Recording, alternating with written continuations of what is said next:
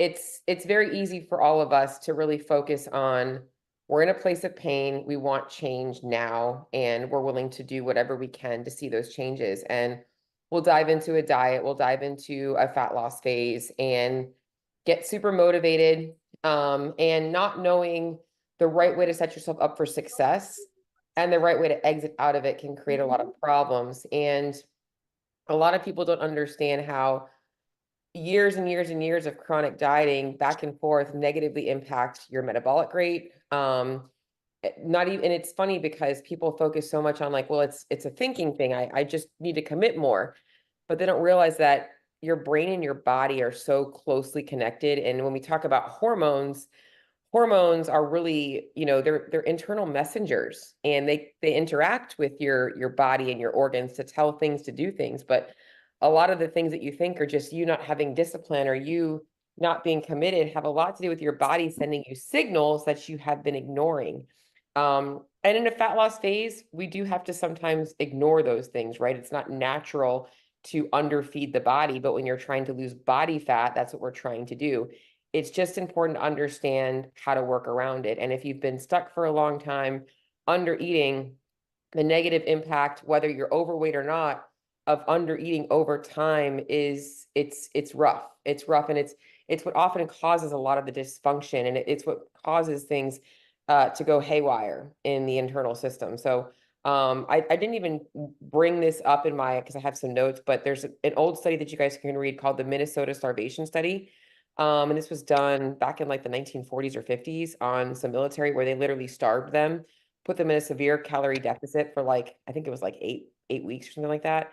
And the things that changed in these people, the mental obsession with food, like cooking and thinking about food and looking up recipes, the physiological changes, it's insane. And they actually use this study a lot when referring to women with eating disorders, and kind of getting them to understand, what's going on with their body and all of that kind of stuff. But all of this for tangent, to kind of just put a little bit of words out there. But let's go ahead and get started. So I do have some notes, and I'm going to pull them up because I actually want these notes to become something that I share with you guys. And if anybody brings up topics that I feel like we need to add to this outline, I am going to add it. And then I'm going to be creating something to give to all of you guys, to be able to obviously take back and apply to yourself, or just to kind of review things. Because obviously listening to this is going to be great, but you're going to forget it. So I wanted to be the note taker for you. And that's kind of what I'm going to do. So today's topic is kind of two topics, but they're both so intertwined and closely related that I wanted to cover both of them: metabolic adaptation and reverse dieting. And I want to start by, I guess, basically kind of asking you guys, why are you here? And I think for a lot of you, it's going to come down to one of these things. You've hit a weight loss plateau, or a performance plateau, some kind of a plateau. You're not building muscle, you're not losing fat, and you're stuck and you don't know what to do. And this is common with people that have lost a significant amount of weight or have lost weight in the past. And for whatever reason, now the same thing that they did then is just not working.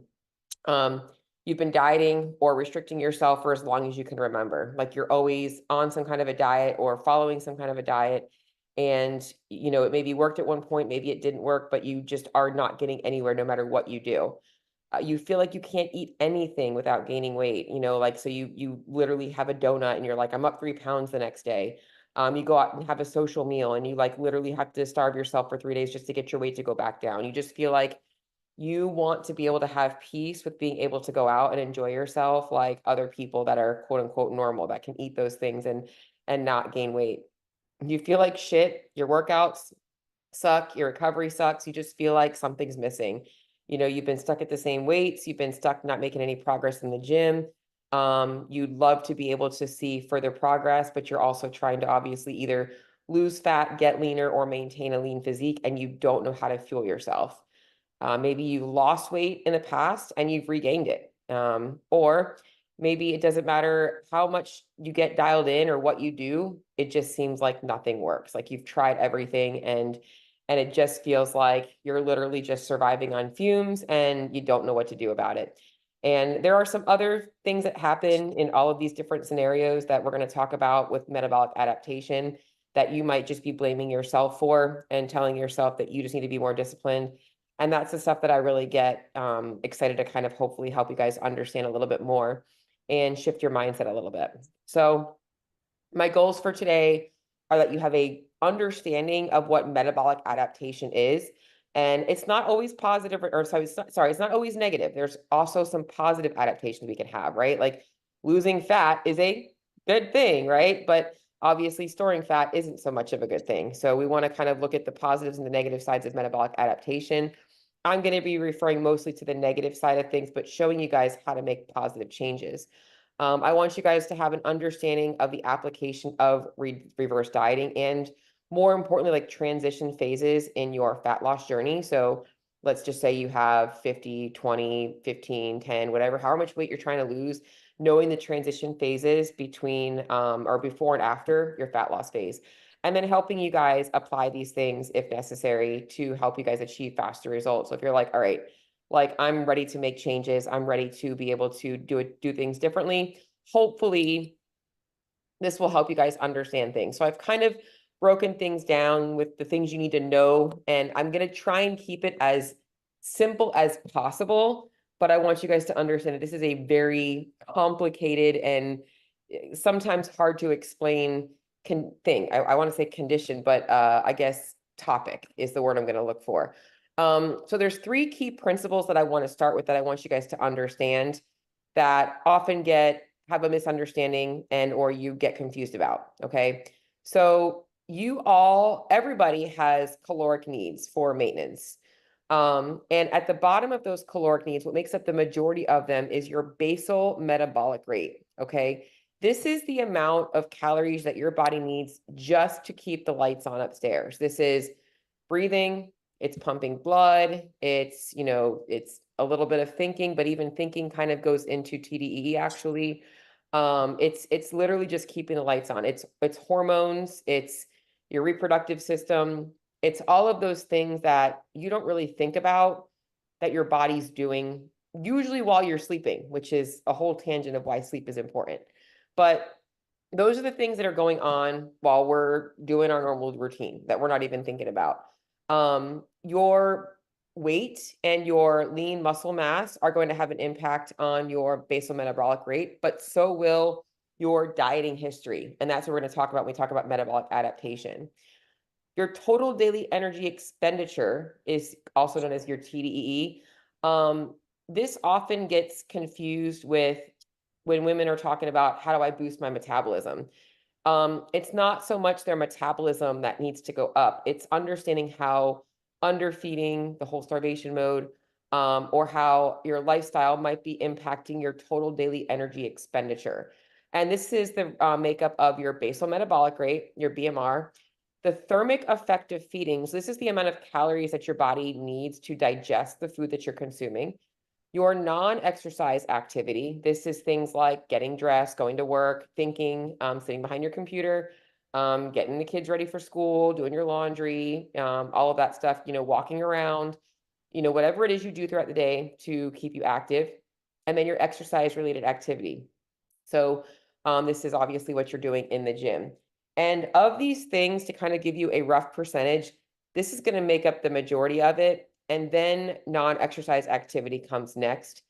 And then the thermic effect of feeding, and then exercise activity. Exercise activity really makes up a minimal amount of caloric expenditure for the majority of people. So most people are working out about an hour a day, maybe 90 minutes, maybe 30 minutes. So an average of an hour a day.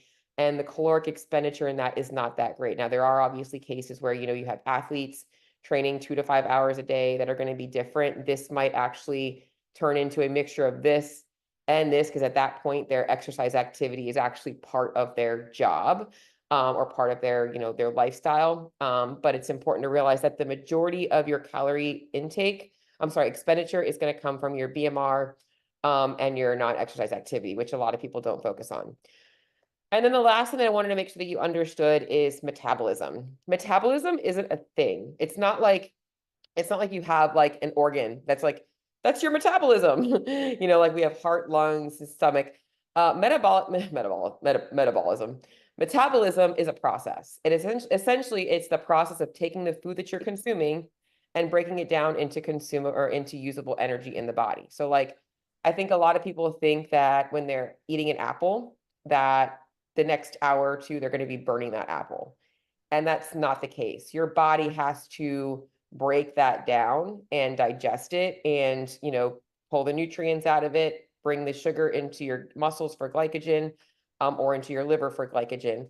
That has to happen first. So the energy that you're burning today essentially is the food that's already been broken down and consumed days before. And I want to say this because people don't realize, like, that's why, like, if your weight spikes a little bit after you've eaten a little bit on the weekend, that's normal. Your body's got to digest that food and break it down and all that kinds of stuff. And there's two different processes within metabolism that you guys have to understand. We've got catabolism, and this is the act of actually breaking down and releasing energy. This is how we lose fat. Our body is pulling on whatever sort of energy we have in our muscle glycogen. And once we've ran out of glycogen, then it's going to be in our fat stores.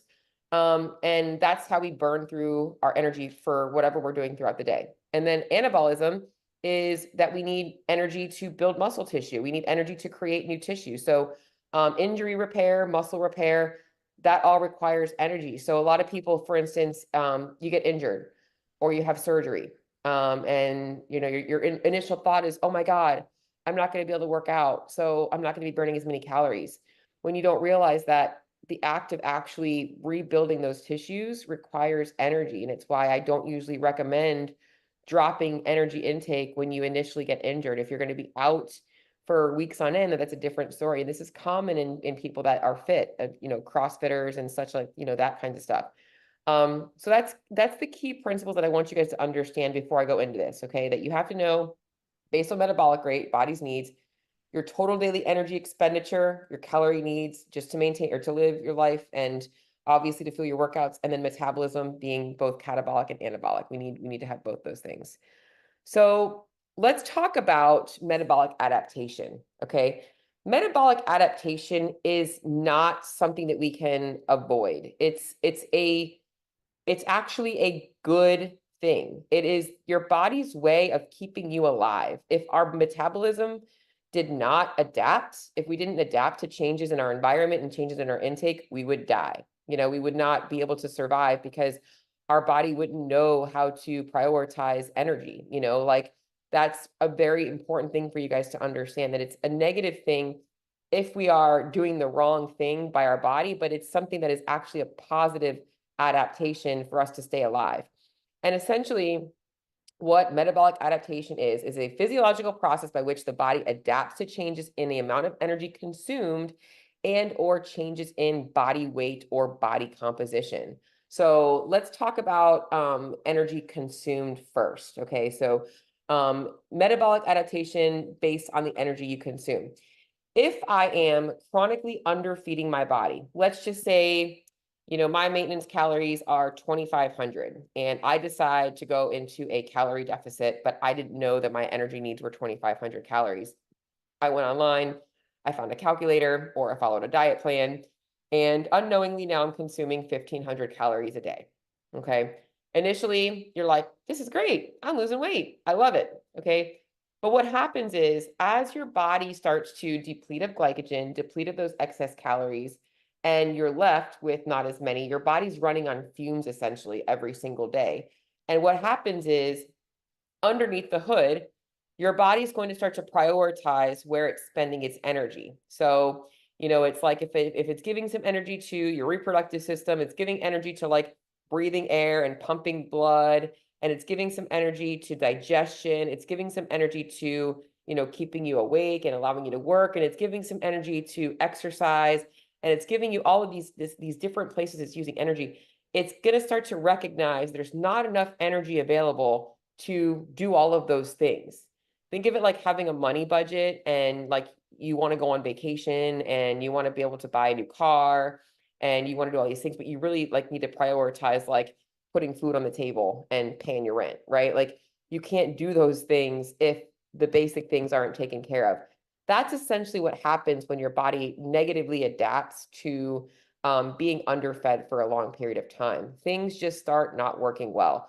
And you're also going to start to get signals from your body, from your hormones, like, hey, like, there's not enough energy available. Whenever energy is available in the form of like high calorie foods, you all of a sudden can't control yourself. Now you're like, oh my God, this food is so good. Like, I'm so hungry. Like, I could eat this whole plate. Like, your body's in a state of like, oh my gosh, it's time to like, let's stock up, because you have to remember, well, I shouldn't say you have to remember, but most people don't realize that before we had food on every single corner, our Paleolithic ancestors didn't have access to food. And those signals were in place so that whenever we were exposed to an opportunity to get food, it was like, let's hunt and gather, let's get food, let's make sure we're stocked up. Like, that's what it would do. And this is such a bad thing for your body composition because you're giving your body these signals that we need to store fat. And I made a post a couple days ago, like, are you in a fat burning state or a fat storing state? Because the more you chronically underfeed yourself, there's going to come a time where your body's going to say, nope, we need to start storing. And what you're going to recognize is you're not feeling as good. Your energy's there, but it's not like as good as it was. Your motivation's there, but it's not as good as it was. Your workouts are meh, you're getting by, like you're just not feeling your best. And this is where we start to see that weight gain makes it's very easy. You can't lose weight. You're stuck. You get frustrated. Okay. On the flip side, when energy is abundant and readily available, your body's not going to be so freaking, what's the word I'm looking for? Stingy. You're not going to be conserving everything. Your body's like, shit, I got plenty of energy. Let's go hit a 5K. Let's go do this. Let's go for a walk. I got to do the laundry. Like, you literally find yourself all of a sudden looking for things to do because your body feels so good. And I love it when this happens. In fact, I'll be honest, like, like last year, I went through a really rough time. I lost some weight. And over the last, I guess it's 14 weeks now, I've been increasing my calorie intake, and it's called hyper response. The more I increase my calories, like, I just feel better. I feel good. And I wasn't even really significantly under eating before. I was eating about 2,800 to 3,000 calories, but just topping things off have really like improved. My strength is going up. And it's crazy because I remember a time when I was trying to eat 1,200, 1,300 calories a day, and I was gaining weight, and I was unhappy with myself. I posted a picture of myself in the Facebook group the other day. I was so miserable. And I remember when I started eating more, I was like, oh my God, I feel better. And the weight's going down. It's great. But when you have more energy available, your body spends more. And I like to use money as an analogy again. When you're like not living on a tight budget, you'll spend money on everything. Freaking, can I just tell you, I went to the farmer's market 2 weeks ago. I spent $8 on a damn cookie. $8 on a cookie. I'm like, this is ridiculous. But that's people that are just spending money, right? You'll buy those things that you want. You won't think about it. You'll go out to eat. You'll drop, I went out to eat last weekend and took my brother to dinner. Costed me $300 for dinner for 5 or 6 of us. I'm like, holy crap, like but when energy's available, your body's going to spend more. It's going to be happy. And this is really important for you guys to understand. That's why I always recommend understanding the importance of optimizing calorie intake first and at the beginning and the end of a fat loss phase. So those are the adaptations that we see to the amount of calories you're consuming. When we talk about metabolic adaptations from weight changes and body composition changes, here's what I want you guys to understand. When you lose weight, your basal metabolic rate is going to go down. It's not something you can't avoid that. So if you weigh 250 pounds and you're walking, and now you weigh 150 pounds and you're walking, you're burning less calories at rest. Your body doesn't require as much effort. That's not a bad thing. There's nothing wrong with that. That is, the adaptations that you're getting from losing that 100 pounds outweigh the fact that your BMR goes down like a little bit, because it goes down just a little bit. All right. With that being said, if you're building muscle while you are losing fat, so you're strength training and you're working to increase your lean muscle mass, that does require more energy. So oftentimes, this is why we recommend strength training when we're losing weight, because you're going to make sure that you're not losing muscle, that you're losing fat. It's very important to be strength training. Muscle tissue is expensive. It requires energy. It's an anabolic process. We need energy for that.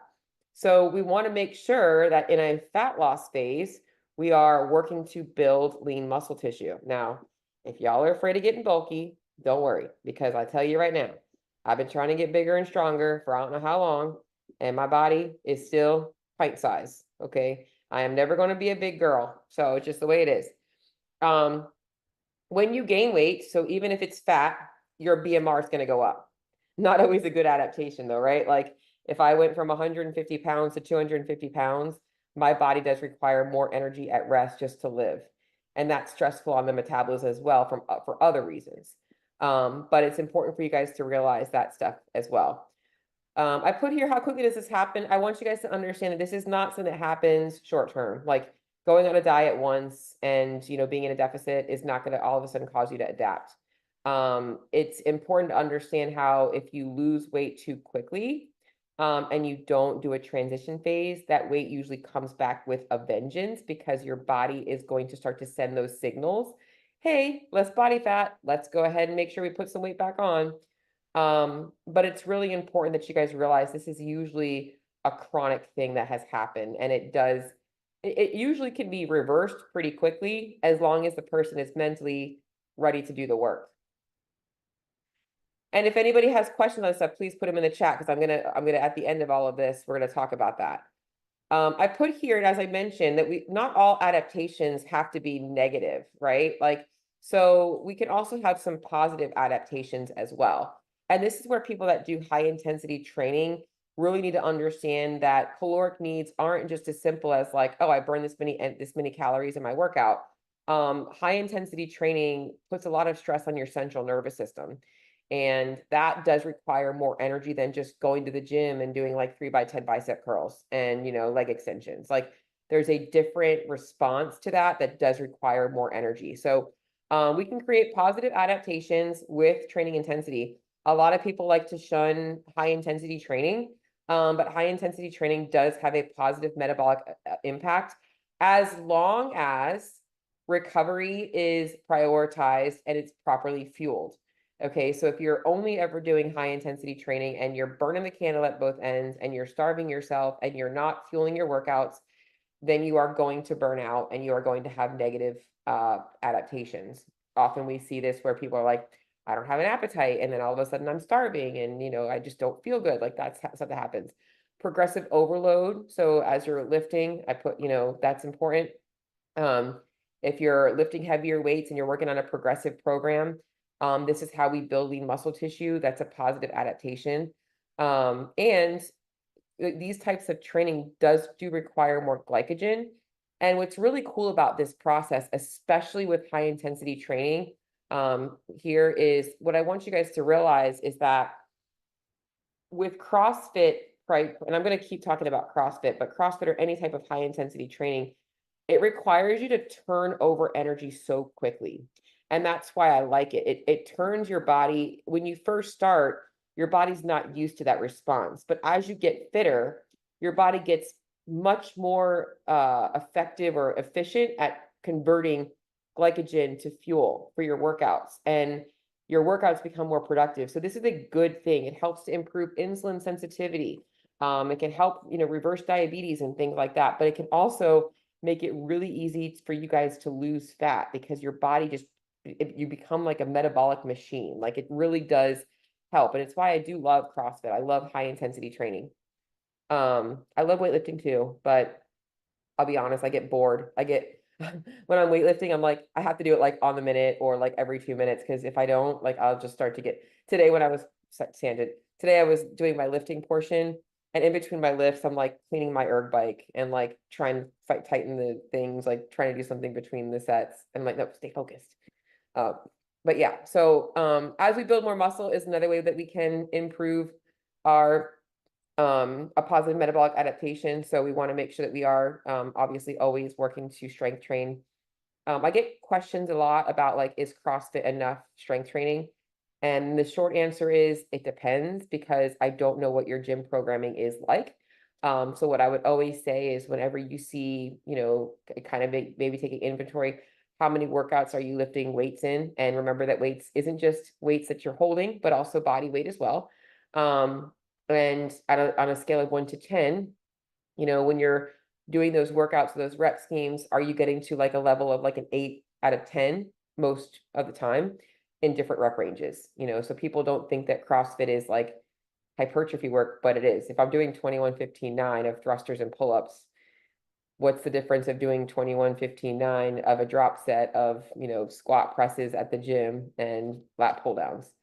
It's hypertrophy work, but it's done under time. And, that's just the high intensity piece of it. That's just a whole nother tangent though. I've already kind of talked about the negative stuff that we see when I talked about the different ways we adapt, obviously from a caloric intake perspective, but also from a change in your body weight as well. But some of the negative adaptations, sorry, I'm talking and I have to drink something. Typically will happen from the chronic dieting, calorie restriction. Your body just starts to burn or survive on less calories. Another one I put down here is inconsistent calorie macro intake. So I see this often where it's not fueling your workouts and eating more calories on the weekends, or doing a lot of yo-yo dieting, extreme cutting, and then whatever. So we're about to go into the holiday season, and a lot of people are like, oh, I'm going to get back on track at the beginning of the year. Like, okay, really? Like, you're literally just metabolically deranging yourself more. Whereas if they understood what, moderation looked like, and, I think changing the mindset of less is more, they'd be much more successful. Other adaptation symptoms that you're going to see and experience are low energy, poor gut function. So I get a lot of people that are like, oh, like I'm constipated or I have diarrhea. I just feel like I go to the bathroom like once every 3 days. That's huge with metabolic adaptation. Brain fog, appetite irregularities. I kind of mentioned that earlier. So like maybe you're not hungry in the morning and then you're starving later in the day. You're all of a sudden getting cravings at a specific time of the day. Hormonal irregularities, irregular periods, heavy periods, inconsistent days of your cycle, and not even related to your cycle, but you might be having some sleep issues that are linked to different changes in your hormones. All of this stuff can be negative adaptations as well.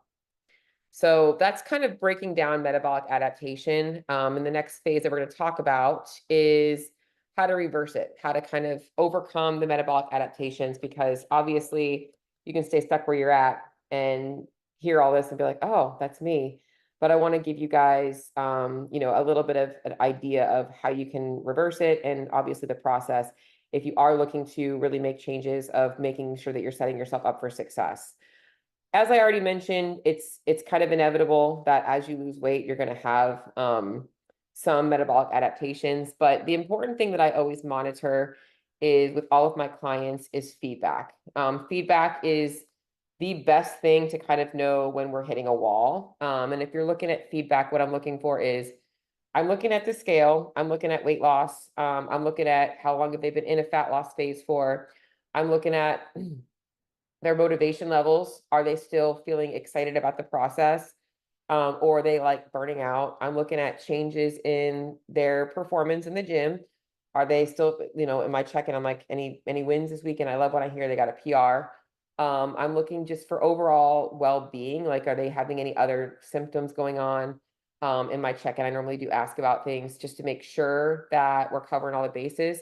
But we want to be able to minimize it. And the way we minimize it is, and I don't like to call this like quote unquote diet breaks, but like we do want to make sure we're taking periodic, days, or even sometimes, multiple days in a row or weeks where like maybe we're not in a deficit. We're not chronically underfeeding in a fat loss phase. And that's how we can really prevent the metabolic adaptation. I also try and always start as high as possible with calories versus dropping to as low as possible, because that gives us a lot more wiggle room. And when I feel like a person needs to take an actual break from being in a fat loss phase, usually if you have more than 20 pounds to lose, you will have to take a break at some point. You will need to take a little bit of a break, allow yourself, because otherwise you burn out. It just your body is adapting. We can't prevent it, but we want to make sure that like along the way, we're not making you, the goal of when we think about goals, right? Fat loss isn't the goal. You want to be able to enjoy your life. And if you're now feeling like crap in your day and your workouts suck and like you're like not able to ever go out socially, that's not the goal, right? The goal is like I want to be confident and be able to live my life. So we need to know that when it comes to the goal really is living leaner, living healthier, living fitter. So it's okay to take breaks and tell yourself, hey, like this week I'm not focusing on fat loss. I'm focusing on what it would look like to just be in the body that I want to have and maintain it. And, like that's really important. Like, so I know like Lisa, you just went on a little quick vacation. That's stuff that I want you guys to be able to build in.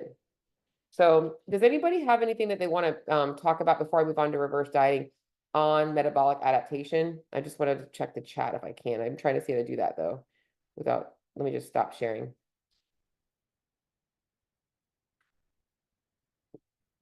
Okay, if nobody has any questions about metabolic adaptation, and if you do, just pop them in the chat and I will make sure that I address them. But I'm going to move on to talking about reverse dieting because this is the next step. All right, so what is reverse dieting? Essentially, y'all know how to be in a fat loss phase. You don't know how to get out of a fat loss phase.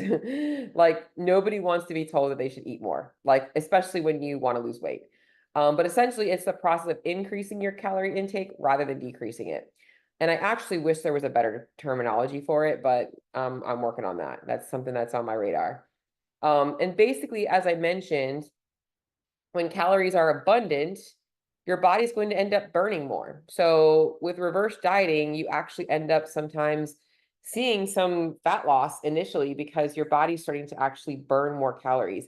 Even though the goal of reverse dieting might not be to initially get you to lose weight, sometimes it happens like just second nature from the what you're doing.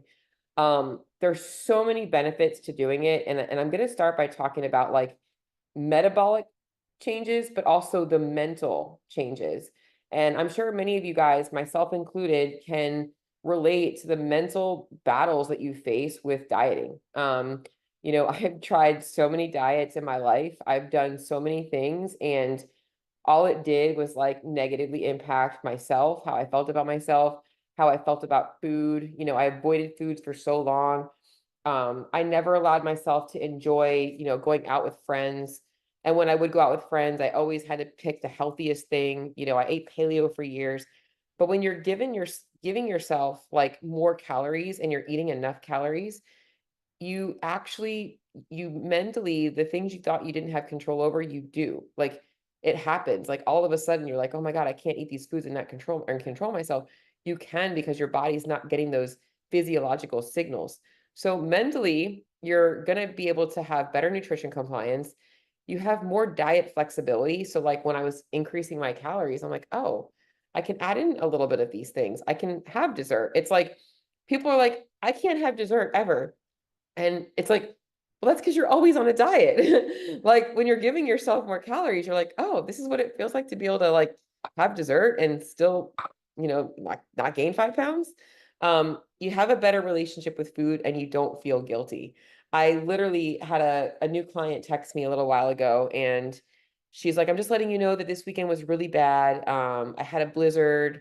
I'm ovulating. It's been a rough week. And I know her. I've known her for quite a while. And I said, why was it a bad weekend? Because you had a blizzard. I'm like, this is the stuff that we have to remove here in your brain. And like, it's okay to have those things every once in a while. Like, what's not okay is that you tell yourself you can only have it when you're not dieting.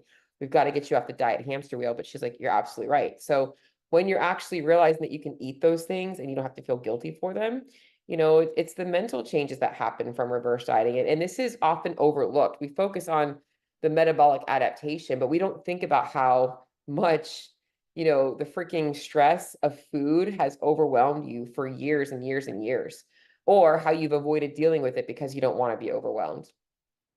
And then physiologically, it does help to reverse the negative adaptations or prevent them. You're going to have better performance. You're going to have better digestion. Your hormones are going to be better.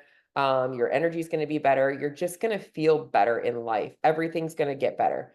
And this is also sometimes scary for people that do have underlying, whether it's like, they've got like blood cholesterol levels that are high, or blood sugar issues, or hormone issues. They've just been told so many things. And they don't realize that sometimes just by, moving more and eating more, you can really actually start to reverse those things. And it usually starts with just removing all of the diet baggage that you have in your head, which is really what I call it. It's just diet baggage.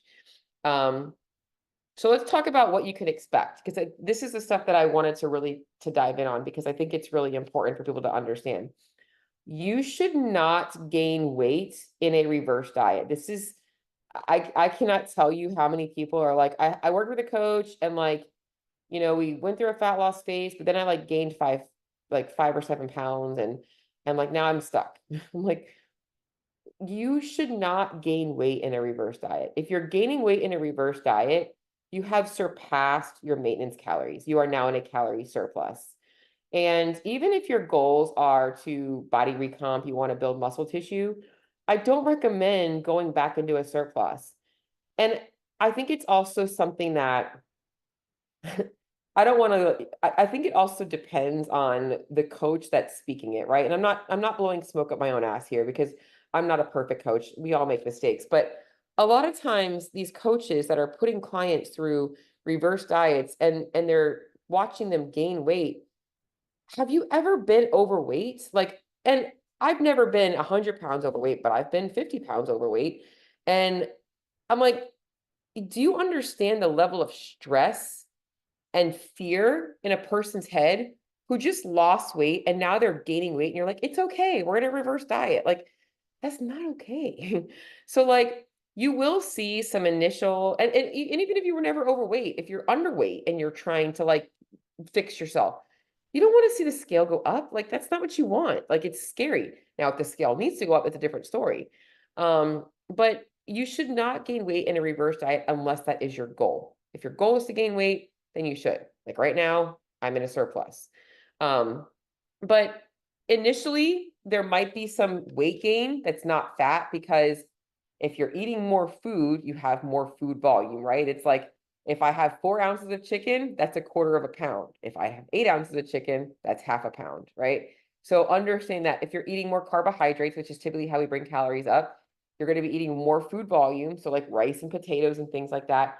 But carbohydrates also cause some water weight. That's glycogen in your muscles. So 1 gram of carbs will cause you to store up to 4 grams of water. Water weight is not a bad thing. Like, I think people like freak out about water weight, but it's not fat. Like, that's not changing your body composition. In fact, if you went on a DEXA scan and you're overhydrated, you're going to look leaner, believe it or not, because your body has got more water weight, not fat weight ratio. So you should not gain weight in a reverse diet. I watch trends. If the trend is going up, then we go in too fast, or we're eating too much, or we're moving less. And it's important to realize that as well. So we need to make sure we're not, I don't want people to think that they're going to have to gain weight. How fast should you go? I think is another question. This is really going to be based on your current energy state. I think there are some, again, coaches out there that are like, we got to go so slow. We got to do like 50 calories a week.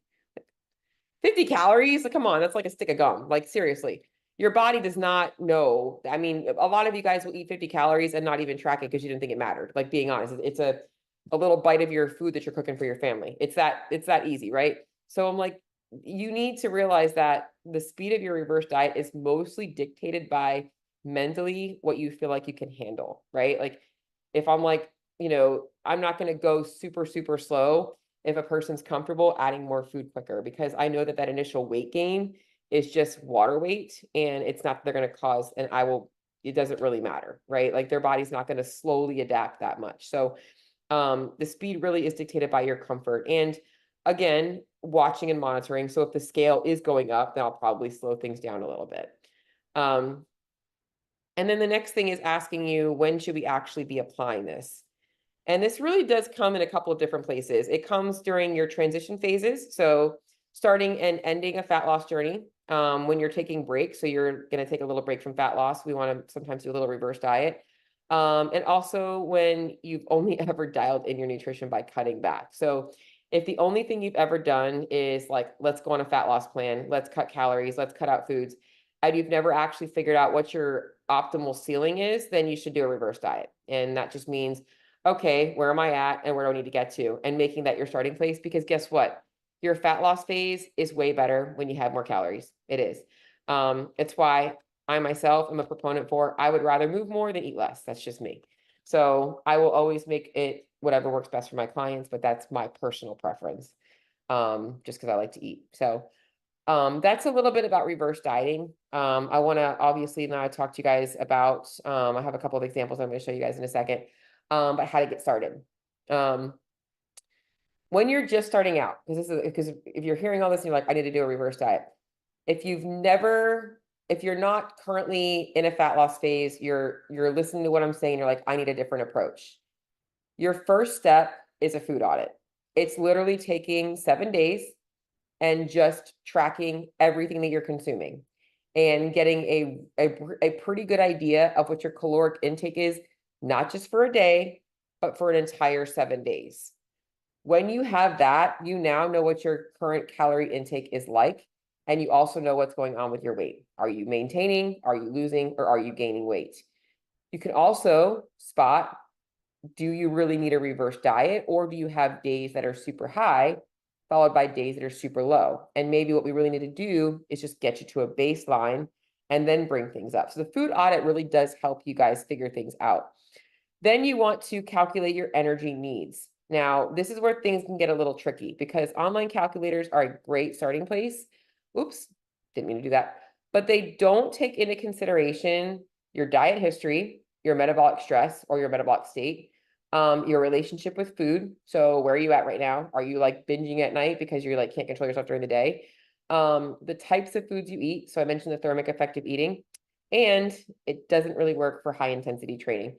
The majority of those algorithms, when they talk about exercise activity, you'll notice on there, it'll say your choices suck. It'll say like, so let me pull one up. It'll say like, let's see, sedentary, 1 to 3 times a week of exercise, 4 to 5 times a week of exercise, daily intense exercise. And then it shows you this, but like, if you look at the description, exercise is considered 15 to 20 minutes of elevated heart rate activity. Okay. Elevated heart rate activity to this calculator is I went for a walk. It's not I'm doing thrusters and burpees as fast as possible, right? But that like where would we factor us in on this calculator? Because we're like, oh, well, I do CrossFit 30 minutes a day and maybe about that. And I'm doing it, 5 times a week. And then when we talk about intense exercise, they're measuring it by time again, 45 to 120 minutes. So like, is this walking? Is this jogging? Like, and it's why we have to realize that these aren't a great place. They're a great tool to use as a guide, but the numbers here are often very hard for you guys to predict what's going to work for you. So you want to use them as a guide.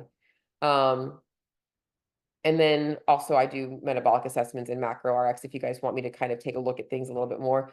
What normally helps me the most, and just as for all of you guys, is using a combination of what the calculator would pop out in a range. And I normally have an idea of where my CrossFitters are. And then also your 7-day food audit helps me identify where a person needs to start and where they need to get to. Okay, so food audit, figuring out your calorie needs, and then you want to take time building and maintaining those calories. So if you have never actually optimized your calories at maintenance, here's the next thing I'll get. Okay, I reverse dieted, I've been at my calories for a week, but you've been living in a deficit or in whatever kind of diet hamster wheel you've been at for the last 2 years. Give yourself a little bit longer than a week at maintenance, which is the patience piece that people don't like. And the reality is you don't have to spend a lot of time there, but you might need to. And I had a client who I am so proud of. She signed up for coaching with me, and I told her that the first 6 weeks, we were not putting her in a deficit, that her eating was so out of control that she needed to optimize at maintenance. And she is so happy that she did it because she is losing weight so quickly right now. And she's been stuck for the last like 3 or 4 years, like up and down, same 5 or 7 pounds, and been stuck. And now she's like, oh my gosh, and she feels better. and she's still eating whatever she wants to eat, like not having to cut back. She mentioned to be at about a Halloween party this week, which made me happy. So it's just really important for you guys to realize that don't rush the maintenance phase. We should all be living in maintenance and dating the fat loss phase. Like that's really the goal. Okay. Once you're at a healthier weight and you're like where you need to be. And this could also be a starting place for, or this is where it can be a starting place for your fat loss. Now, if you're transitioning from fat loss, either to take a break, or if you are transitioning into maintenance because you're happy with your results, you want to increase your intake primarily from carbs and fats. You really don't drop protein in a fat loss phase, and you don't need to consume large amounts of it either. But you want to just slowly start to increase things. And you're monitoring a couple of things. You're monitoring feedback and your weight. I think that this is where also online calculators go wrong, right? You're like, oh my God, I've got to get all the way up to that amount of calories. Not necessarily, like I think it's you're where you want to be when you have enough diet flexibility to feel like you can enjoy eating, and you're feeling really good in your workouts, and you're not having to obsess about food, and you could be a little bit over, a little bit under. Like that's the end goal. It's not about like, okay, I'm reverse dieting up to 2,263 calories a day. Like, no, that's not what it is. And transition phases are different than like taking a diet break. So sometimes, often, kind of going back is, I might not need to do a full reverse diet. I might just need to give a couple of like refeed days, I call them, or just bringing calories up a little bit different. But this is like more like a long-term, a person needs to be on a diet break for a little bit of time. So we can, again, bring this up as slowly or as quickly as that person is comfortable to get them where they want to be. And most people, unfortunately, this is the phase that they rush, and it's why they regain the weight. It's why they can't seem to maintain. And it's really important that transitioning from fat loss to maintenance is one piece, but also living with awareness and maintenance for a period of time is important. So if you're not tracking your food, you should be tracking your food. And if you're tracking your food in a fat loss phase, you should be committing to tracking your food for just as long in a maintenance phase. So if you're in a fat loss phase for 6 months, you should be committed to tracking your food for 6 months in a maintenance phase, because that's going to ensure that you understand your body's needs for maintenance and that you're not going over or under. I'm all about keeping you guys where if you're going to bust your ass and lose fat and get leaner, you don't want to reverse. You don't want to end up, you want to reverse your diet. You don't want to reverse the fat loss, right? So, and as I put here, you're done when you feel like you don't really need more, and you're like, I'm stuffed, I'm full. And there is some people that deal with the psychological aspect of things that we have to obviously work through as well, like just fear of eating more, fear of eating too much. And that's where it comes down to, having coaching or just having some accountability and knowing how fast or slow you need to increase. So hopefully that gives you guys a little bit of an understanding about this. And as I mentioned, anybody wants to kind of have these for a review, you guys can. It'll come along with the workshop. I wanted to give a couple of examples real quickly. And these are just two different scenarios. One of my clients, Sammy, she is not your typical client. She is a CrossFit athlete, very talented. She came to me, she was eating like 1,800 calories a day, and she was training like, I don't even know how much, 3 to 4 hours a day. She's a CrossFit coach as well. And when she first started, like you can see, it's kind of hard. This graph is a little bit small, but you can see these numbers here. She's 15 to 2,000 calories. We started to slowly bring her calories up. This was before, I didn't put actual numbers here, but her weight was just flat. Like this was her at that time. Like her weight wasn't doing anything. It was just up and down. And these fluctuations, guys, are normal. These are like half a pound fluctuations or maybe 1 pound fluctuations. And then what would happen is she would like go on vacation and come back and she was gaining weight. Like she was just like so unhappy with her body. She just couldn't, and she kept trying all of these different things to lose weight. And she would, cut carbs and do high fat and yada, yada, yada. She kept looking for online calculators. And then when I started to get her calories up, and this was easier for me to get it bigger because I had this blank spot. This was one of her vacations, I think. So I couldn't get it that close. But when I started to now get her calorie intake up to where it's now, she's eating almost 3,000 calories a day. In fact, now she's eating a little over 3,000 calories most days. Her weight started dropping to where she's actually at her leanest that she's ever been in her adult life. and she's super happy about it, and she's performing way better. She's really happy with her performance.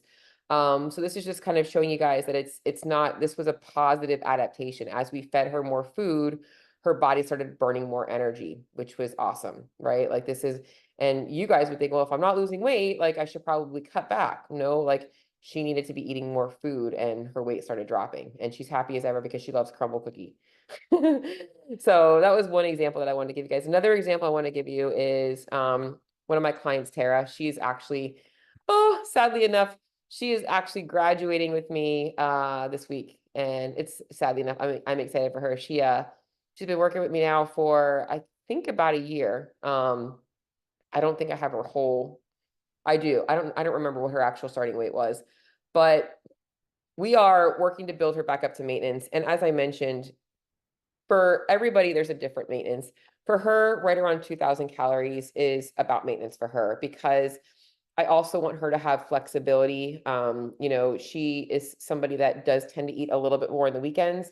And we've really worked on developing a system, and she's kind of learned how to keep things dialed in the weekends. So her weekends, she might be around like 22 or 2,300 calories. And then her weekdays, she might be around like 19-ish hundred calories, but she's still maintaining her weight. In fact, when we first started doing this, she started losing again, like I mentioned, when you reverse diet. But during her fat loss phase, we had her around 1,500 calories most days, so you can kind of see the difference there. And you can see this was her trend. And now we've got her to where she's just kind of maintaining. This was a little spike after she went to I think it was a football game. And she logged and she's like, oh my gosh, I did not realize how bad football food was. And I think it was also her period that same week as well, which was funny. What's funny is this right here at the bottom that you see, this was actually her goal. And when we first started reverse dieting her, she dropped. So this actually, this low right here was actually accidental fat loss. So this was really kind of where she wanted to be anyways. And she's very happy with her progress. So that just gives you guys a couple of little examples that I wanted to show you guys real quickly.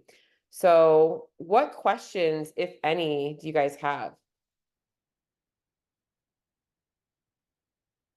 Feel free to unmute yourself, talk, or any comments or anything you guys felt helpful or anything that really stuck out to you. What's the longest that somebody should stay in the fat loss phase? Well, so it depends on so many factors.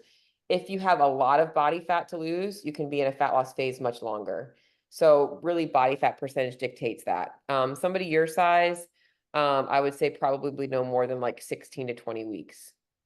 Okay. And saying that, because when I think fat loss phase, I'm not thinking severe restriction. I'm thinking a couple of, weekends where you've been away, maybe a social dinner here and there, maybe Christmas.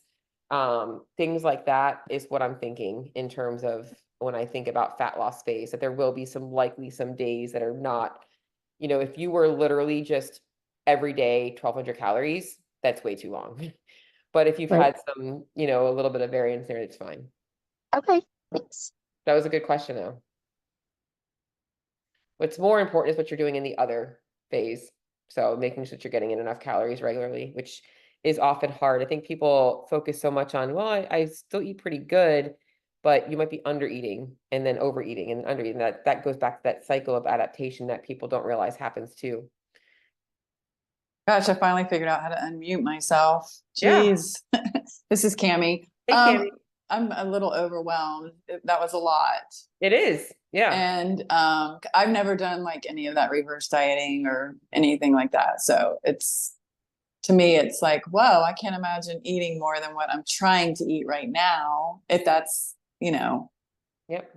what I need to do. But anyway, it's very interesting. Yeah. What's funny is most people, and they don't realize how calorically, when people dial in their nutrition, they tend to gravitate towards healthier foods.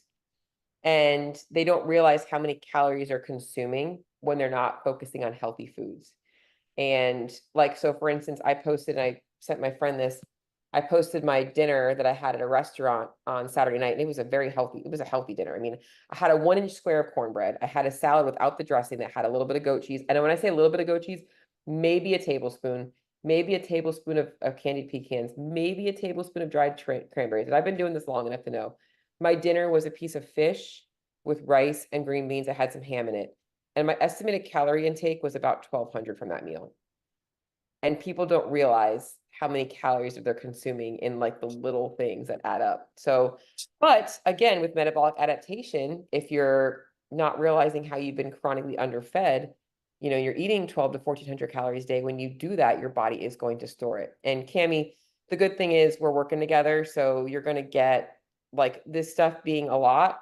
Don't worry, because I break it down pretty simply for you guys. Like, you know, Lisa and Bobby both know that too, is like, I always make sure I will have you guys focusing on what matters most. And that's what I want you to understand. So be overwhelmed, but also know that like, okay, I'm glad I'm going to get to understand all this and go through this process. This is a very, very, very important thing for everybody to understand.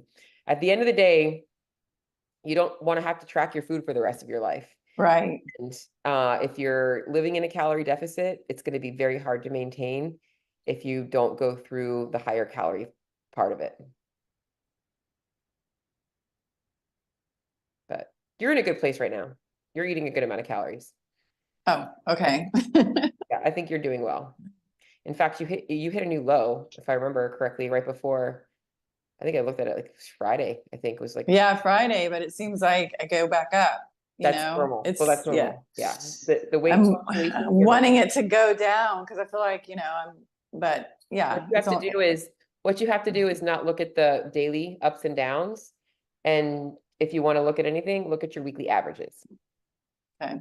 That's a much more important number. So, you know, like if you're punching the clock, you know, you're not going to think about how much money to make today, right? You're going to make money all week and then get your paycheck. So, you know, that's just important. Maria, Bobby, you guys have any questions to add? I know, Bobby, you're at work, so if you can't talk, it's fine.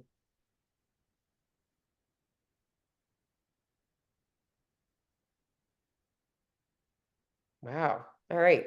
Well, if you guys have any questions, like I said, I'm going to send this out. I know a lot of people had signed up that aren't here.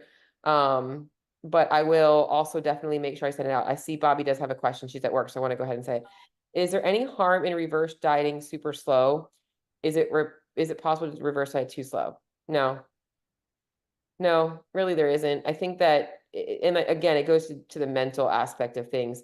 I think that it's kind of like, it's just like running, right? Like if you have to run a mile, you can run a mile super slow, you can run a mile super fast. But as long as you are mentally in a place of like, I don't care how slow I'm going to go, I'm going to finish, then you're in a good spot. There's no harm in doing it too slow though.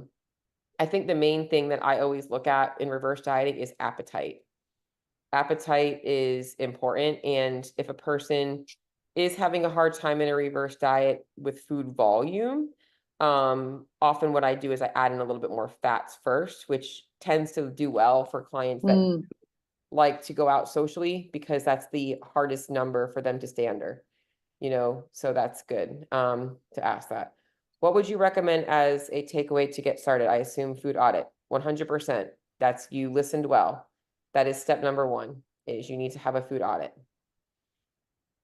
So even if you've been tracking for a while, No, not for you. You've already been tracking. You're okay. Maria is asking, getting started. You've been in the jump start. You're past all that. Okay. You are already in the fat loss phase. Thanks. You are in a good spot. Ooh, okay. You're optimizing right If now. you say so, I believe you. Yep. No, we're in a good spot. Food audits are great. It's funny. I was a client, not a client, a person reached out to me for nutrition coaching, and she has been working with a macro coach, and she's like, I'm so burned out from macros. I'm like, you know, it's why like macronutrients are a part of your nutrition, but if you guys recognize, those of you guys who work with me, like I very rarely in your check-in actually focus on macros. Like I make adjustments sometimes. I tell you where to stay within ranges, but like she's so burned out because all she's been doing is like eating by numbers. And I'm like, at some point you gotta like be able to move away from numbers. And she's gonna work with me literally just to get herself out of the macro. Like she wants to be able to like, I was like, have you ever just had like an intuitive eating day where like you track food, but like just don't think about macros or calories? That's what a food audit is. It's literally like, okay, what does today look like if I wasn't focusing on numbers and I was just eating? I'm going to track everything and see. Yeah. is there any sort of general amount of you expect to reverse up to, like 20%? Does that make sense? Or you just keep reversing and adding calories and pushing until the scale starts to trend upwards? Okay, so not really. I do use a calculation, and I take into consideration obviously how long you've been in a diet phase for. I also look at changes in, so some people in a fat loss phase do increase activity. So Lisa is a perfect example. I know that Lisa, when she's in a fat loss phase, she's hammering gym workouts a little bit more. If you're going to be decreasing some of your activity, that's going to mean that we probably won't reverse up as high as if you were keeping your activity level the same. You know, whereas like Sammy, the one I told you about, her activity level stayed the same, if not actually had gone up a little bit. So, but I kind of use a calculation along with feedback, and use that for the two main things. But the second part of that is, do I keep reversing? Yes, I'm going to keep reversing, but I don't want to say I push until the scale trends upwards. I push until the person feels good.